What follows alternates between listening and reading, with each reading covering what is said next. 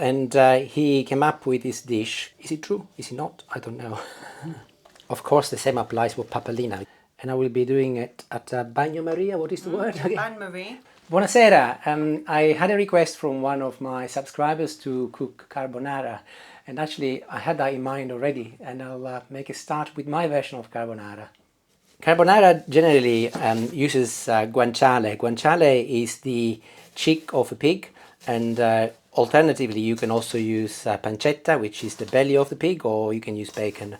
However, I will be using Parma ham today, which is a slightly different version of carbonara.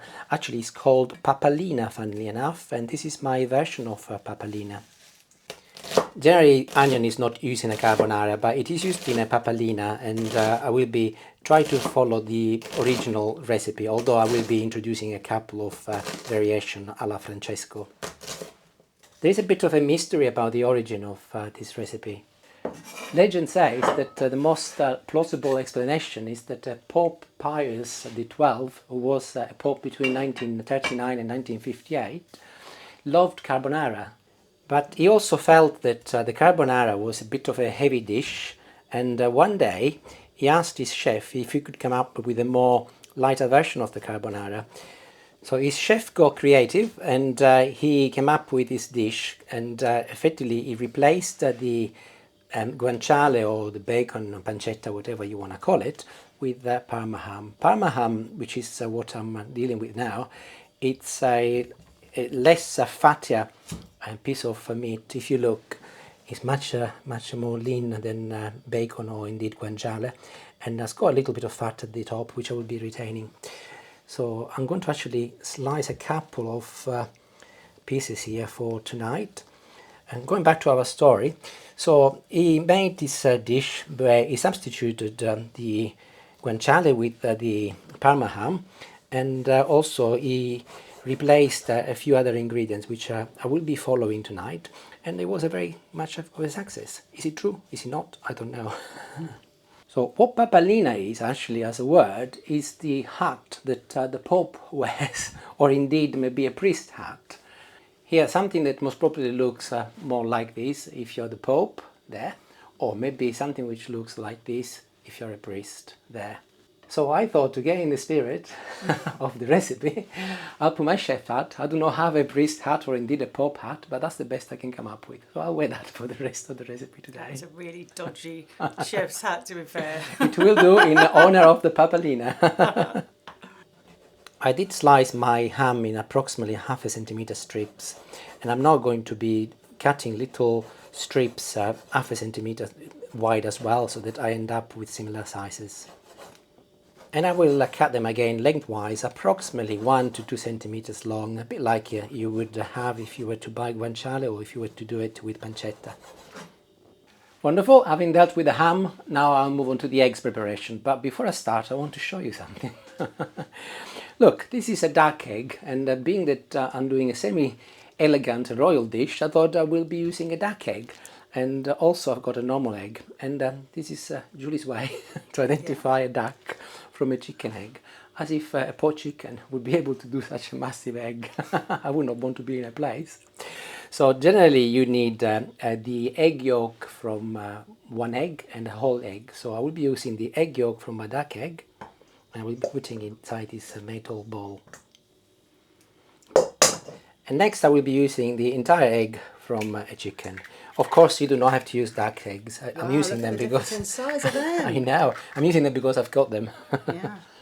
Wow, that's a lovely yolk. Guess we should have had that with scrambled eggs. And mix them together with a whisk or with a fork, whatever you might have available. Now, carbonara is a very contentious dish in Italy, and there are two schools of thoughts. Do you use Parmesan or do you use Pecorino? Some people say that you need to use Parmesan, some people say that you need to use Pecorino. I will sit on the fence today. So I've got 25 grams of Parmesan and 25 grams of Pecorino. So I'll please everybody, and there will not be any story. And I'm going to add it to my eggs. Of course, the same applies for Papalina, because Papalina, it is a pasta which derives from carbonara. So this is the same process you would be following if you were to make a carbonara. So I moved on to the stove and I've placed some butter in a frying pan. If you were making carbonara, of course, you would not need any butter or any oil because the guanciale or the bacon or indeed the pancetta, they're very fatty as they are, but I'm giving clearly this a little helping hand. Also, because I'm adding a onion here, I want to make sure that I brown that with some butter first. Let's move on to the pasta next, which is another item of contentious in Italy. Some people use spaghetti, some people use linguine, some people use even rigatoni or tagliatelle. Today I will be using bucatini, which is like a large spaghetti with a hole in the middle. The reason why I'm using this is because they're lovely and I love them. This is a very quick recipe, so I will be dealing with the pasta straight away. So I'll put some salt, not a lot as there is clearly cheese and the ham itself, they are quite salty, so do not go overboard with the salt, and put your pasta in as soon as the water boils. So my pasta is cooking away, so and I've got lovely brown onions now, so I'm going to be adding my Parma ham.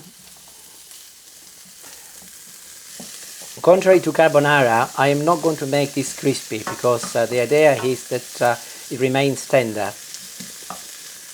And to help it on the way, I will be adding about 50 milliliters of dry white wine.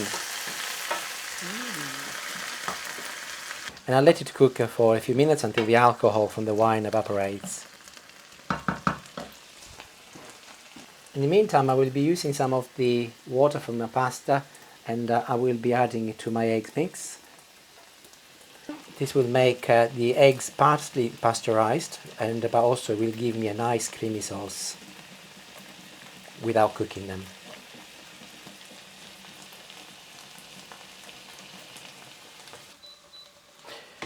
So my onion and my ham is done, so I'm going to turn it off and let's have a check out the pasta. So look at what the pasta is like. I'll just taste it. It's nearly al dente. One more minute and the pasta is ready. So as it is, I will move into my bowl with the eggs. Maybe we don't need this anymore.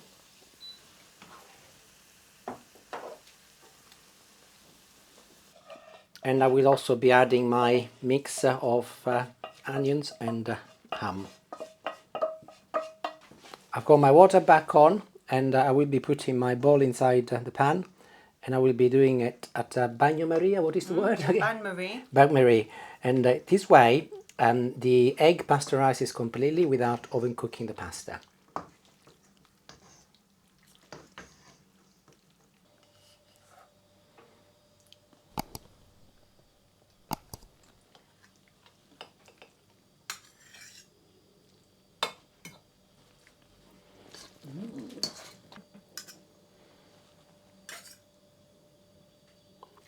You have to add some black pepper, otherwise they will not let you in Italy.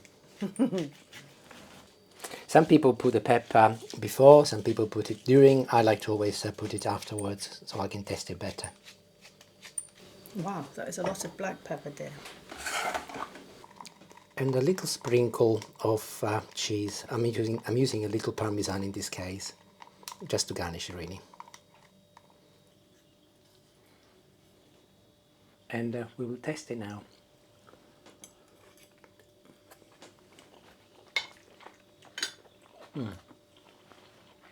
Absolutely delicious. The two cheeses actually is a very good idea. You're not upsetting anyone, but also the taste wonderful. And I have to say, the Parma ham is a little bit more delicate than the guanciale or pancetta or indeed bacon. It's got distinctive flavour. So if you get a chance to make it with Parma ham this way and use some onion as well and a little wine, give a nice creamy finish and it tastes absolutely wonderful. Nothing that undermines the carbonara, but is a great alternative, and at the end of the day it is a sub-product of the carbonara. Great, thank you for watching. I hope you enjoyed my version of carbonara, Papalina. Thank you Papa or Pope Pius XII for your request. It's a great success, and ciao ciao. See you later. Bye.